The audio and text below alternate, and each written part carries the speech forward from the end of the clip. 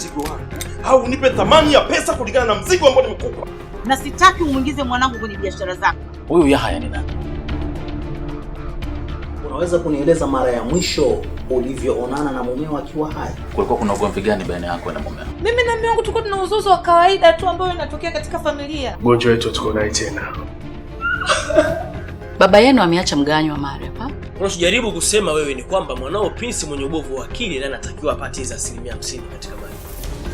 Yaani nakuchukia.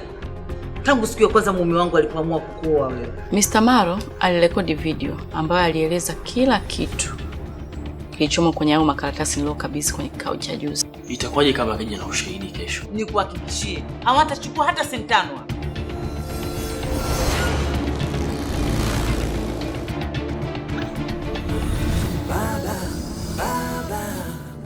Baba